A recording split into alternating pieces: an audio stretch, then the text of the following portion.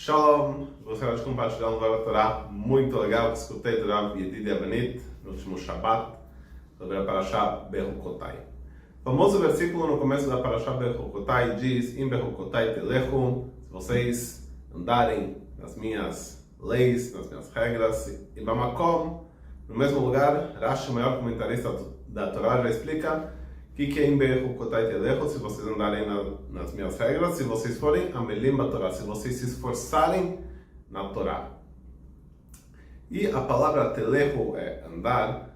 Ela dá uma dica aqui, ela quer insinuar que a alihá, que esse andar, de maneira geral, ela é vista nesse mundo como uma hana, uma preparação para uma coisa que é o objetivo, mas não é o objetivo. Você está indo para o objetivo, mas você não chegou lá. É só uma preparação, é só um meio. E aqui na nossa Parashá, na Torá, o amal, o esforço, ela é o objetivo por si só. Então, a gente vê isso também no começo da Tfilá. Tem uma coisa que a gente fala no começo da reza, fala Anuratzim vemratzim, que a gente corre e eles correm. Anuratzim lolam haba, a gente corre para o mundo vindouro com o nosso esforço. Yem ratzim lever shachas, eles correm para o poço, porque eles não têm um objetivo. E a gente vê que também nesse mundo, de maneira geral, se a pessoa se esforça muito e não conseguiu chegar no objetivo, frustração, para baixo, né? Não sei se o pessoal faz assim, de loser, não sei. Não conseguiu chegar no objetivo. Mas se ela não se esforça e consegue, uau, melhor ainda, né? Sababa, beleza. Mas a gente vê que na Torá não é assim. Em questões ruhaniot, espirituais, o esforço é um objetivo por si só.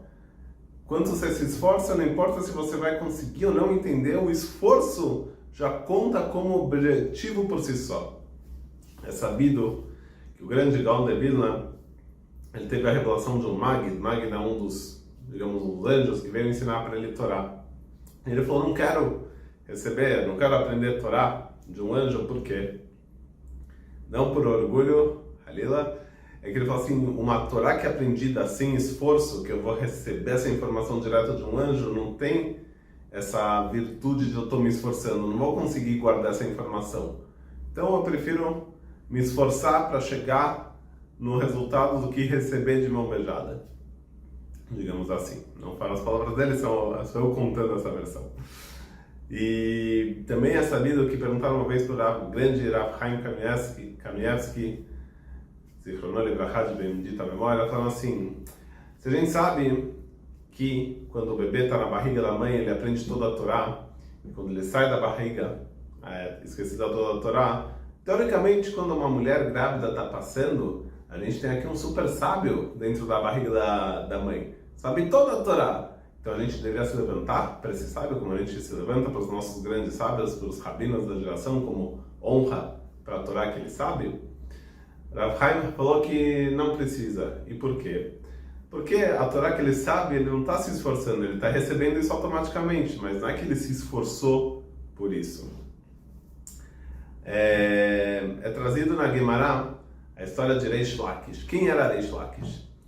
Ele era o Rosh, o líder dos Shodedim, como se fosse, entre aspas, trazendo nos dias de hoje, o líder do Comando Vermelho, ou qualquer outra gangue, sem desprezar ninguém, da época.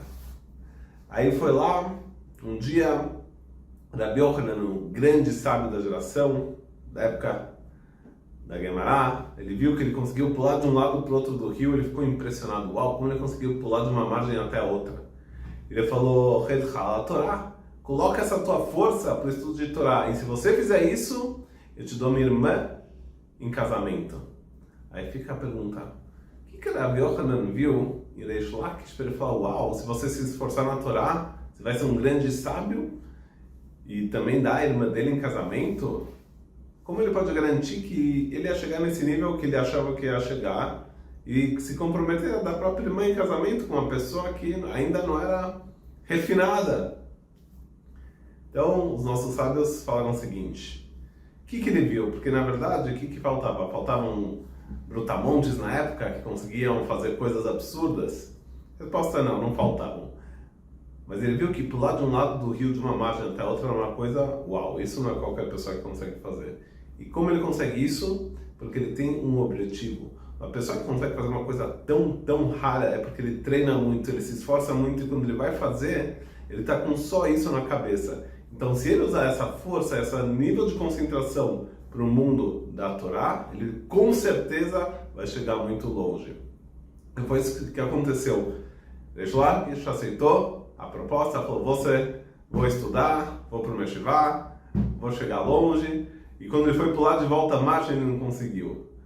Tem algumas explicações. Nossos sábios dizem que uma vez que você recebe o jugo da Torá, já começa a enfraquecer um pouco as forças da pessoa, que é a parte do Hani espiritual, pega também energia.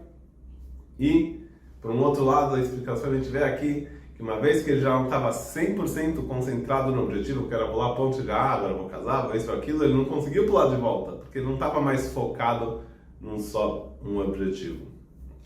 E, para terminar, fizeram uma vez uma pergunta muito interessante para o Rav Eliashiv, um grande sábio, que viveu alguns anos atrás, e falaram assim para ele, Rav, a gente tem uma yeshiva, que é na época aqui de registrar os alunos, e a gente tem um lugar e tem 2 alunos. Um aluno, ele é muito inteligente, tal, sabe fazer pilpulim, vários raciocínios na Gemara. Outro aluno, ele é dedicado. Quem a gente deve aceitar nossa yeshiva? O grande rabino Rav Eliashiv Zatzal, ele falou o seguinte, na verdade, a pergunta está errada. Aqui eu estou vendo 2 qualidades. Um que é a pessoa bem inteligente, e outro que a pessoa ela tem a qualidade da atmadá, da consistência, do esforço. E as 2 são importantes. Então a pergunta é, qual tem a default, qual tem preferência? Eu falo, na minha opinião, quem tem preferência é quem é mais esforçado.